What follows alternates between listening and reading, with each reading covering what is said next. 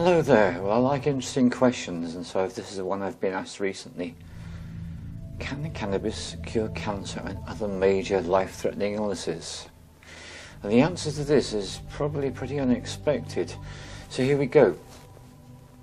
To the question, can cannabis cure cancer? The answer is yes and no. And no and yes. So let's explain all this. It's a paradox. So here we are. The first point is that it is perfectly possible for a person who has got a major life-threatening illness like cancer to receive the regular treatments with the cannabis oil plant medicine and completely recover from this illness. And yet here's the paradox. Some people do recover and some people don't. So what's that about? And it's about inviting us to take a much bigger step into what is life. So the conventional view is that a cure means a person gets rid of the illness and carries on living. And yet something as crucial as a life-threatening illness goes far beyond the rational mind and our everyday consciousness. So getting to the depth and the heart of the issue, this is it. When we come into this life, we make agreements with others that we interact with, but we also are in an ongoing process continually with our higher self. So here am I with my physical self connected to my higher self. We are all in this arrangement. Physical beings connected to the higher self. When or if the higher self chooses it's time for that person to leave the physical body, there isn't anything that's going to change that if that's an agreement that's been made on a soul level. So this goes into the heart of the issue. For some people, life-threatening illnesses are an opportunity to overcome adversity, to wake up and continue their physical lives. Now for people in this situation, cannabis and other plant medicines is remarkably effective for treating such conditions, if that is what the reason for the illness is about. If, on the other hand, the illness is because of the soul level the person has chosen to come to the end of this physical life and to move on to the great adventure beyond physical life, then no amount of therapy is actually going to make any difference. So this causes us to be forced to re-evaluate and redefine what a cure is.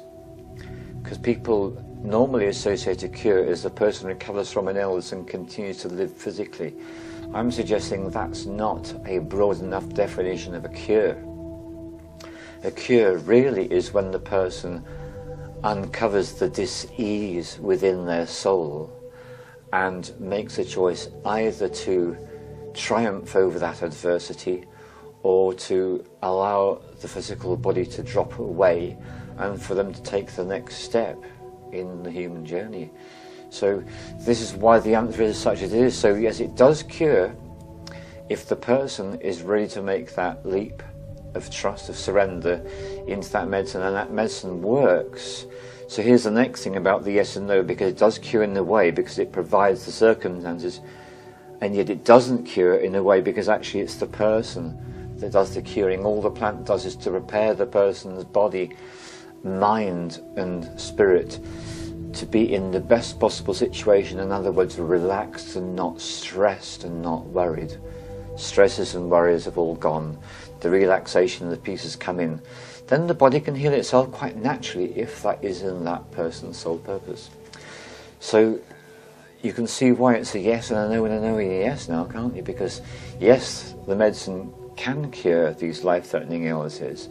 No, they don't really cure. What they do is they prepare the person to do the curing themselves. And then thirdly, it can also be a no, because if the person's higher self has chosen this is a time to exit they will. And yet it can also be a yes, because the person can actually take the choice to exit in a state of love and grace. And so we can redefine what a cure is. So if a person leaves this earthly realm at peace, that's the key. If the suffering has dropped away and they go into surrender. So the woman I married, Cinder, she made a choice on a soul level to leave. And it was interesting and very amusing to me that she was strongly hostile to all plant medicines, consistently throughout her life. So that for her that never was an option. And for her the ultimate choice was to move on.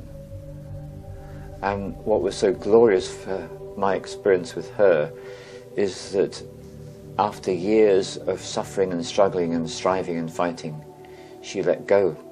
So here's the paradox about the letting go. The letting go can be into a cure in which you remain in your body, or it can let go into a cure where you surrender your body and move on.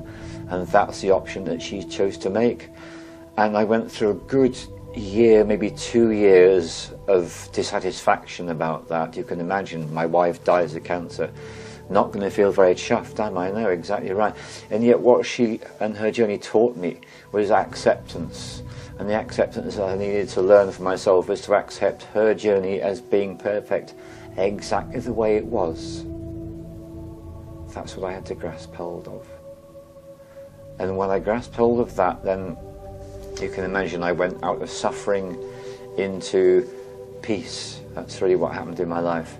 So there you are, that's the paradoxical answer. So these medicines can make all the difference.